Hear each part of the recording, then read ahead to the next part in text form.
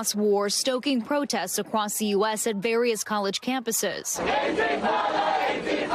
In the Northeast, a pro-Palestinian demonstration at Brooklyn College.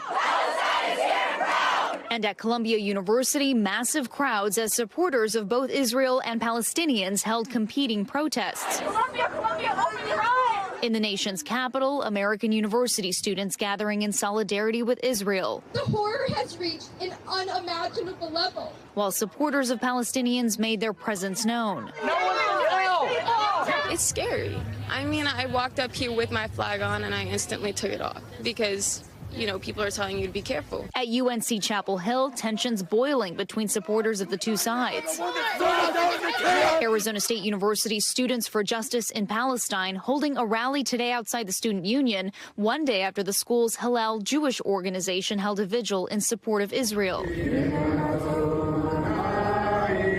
The school acknowledging the distress and concern caused by the week's events in a statement, but some Jewish students say it doesn't go far enough. There was no real statement saying what happened was wrong, which I think is stressing out a lot of the Jewish students. A war of words also playing out in statements from student groups and university's leadership. The University of Florida president issuing a viral statement saying in part, quote, "There is no defense for terrorism. This shouldn't be hard." The NYU Law Student Bar Association president possibly out of a campus title and future job offer at a law firm for writing "Israel bears full responsibility for Hamas's attack" in a weekly bulletin, leaving some of the school's Jewish community on edge.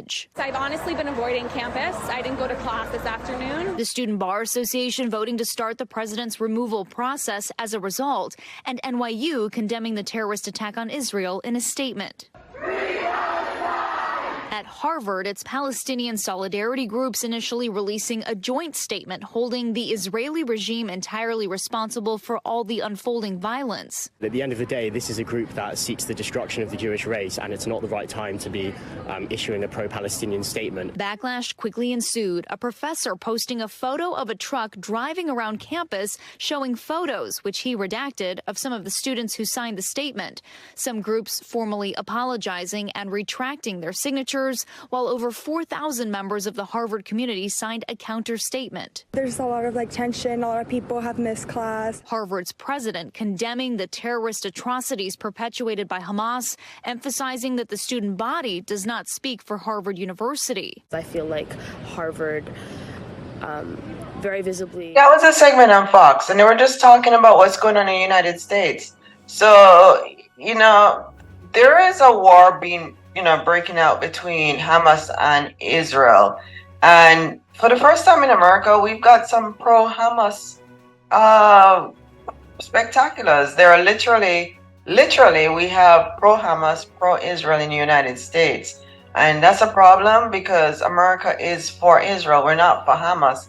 And we're never going to be for Hamas because Hamas don't like women and they don't like children. And because of that, we want a civilized country. So we are going to back Israel. Israel is civilized. Israel tolerates women and children. Hamas doesn't. So for those people who literally are going to colleges in the United States and they are pro-Hamas, you're making a big mistake. You should focus on your schoolwork. If you don't understand history, stay out of it. If you're not going to be pro-Israel, stay out of it. So that's what Fox was showing. They were showing the candidness of these people in America. A lot of schools, they are protesting, one group for Israel, one group for Hamas. And this is mind-boggling that there are people in the United States that are protesting for Hamas, considering that America is for equality and Hamas is not for equality. Hamas, the women in Palestine, they're in a lot of trouble, okay? I was just reading one of the papers in the Palestinian papers, and a lot of women there died of domestic violence. They're not able to testify against their husbands in court. Their husbands are going to win.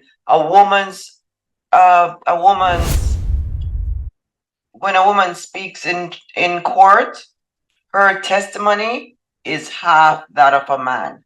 So men are preferred in Hamas. It is no different than other cultures that suppress women. And this is why all you people in America that are pro-Hamas, you need to understand the basis Hamas is not civilized. They don't respect any women.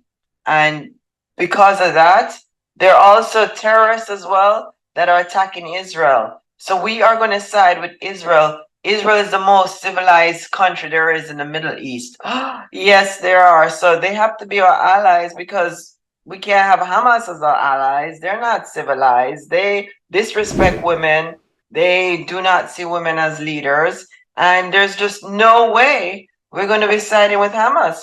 So the Fox segment was interesting in itself because it shows the ignorance of the young generation in the United States that have no clue between this war with Israel and Hamas, not knowing this is years out. This has been on for years, and that Hamas has always been a terrorist group.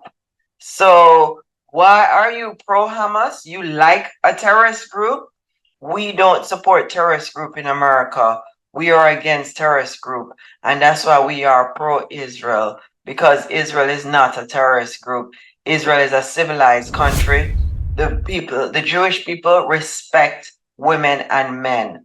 All right? So we don't need to get in any clearer than day. Is Israel or Hamas? We're choosing Israel. And I'm here to tell those young people who think it's so unfair that the people of Hamas doesn't have a leader or nobody's protesting for them. You are clueless, you are young, you are naive. You do not understand Hamas is a terrorist group, have always been a terrorist group, and will never ever be a civilized group. And Israel must fight Hamas in order for us to have some civilized country or world. Israel has to go to war with Hamas. And Hamas provoked Israel, and so now Hamas is going to get what was coming for them. Israel is brutally going to attack you, Hamas, because you first attacked them. Oh, but maybe Hamas wanted a war. Why would Hamas want a war? We'll tell you more. Maybe somebody's behind Hamas attacking Israel, and they're just not coming clean. Maybe another country's helping Hamas to attack Israel, because that country wants a war. We're going to talk more about this Hamas-Israel thing. I'm Tisha Powell. Go ahead and hit the free like and the free subscribe button. And when we hit 100,000 subscribers, we are going to start giving away gifts. So once we hit 100,000, one of you lucky subscriber, if you live in the jurisdiction that allows it, will be getting gifts and cash prizes. And then we will start giving out gifts and cash prizes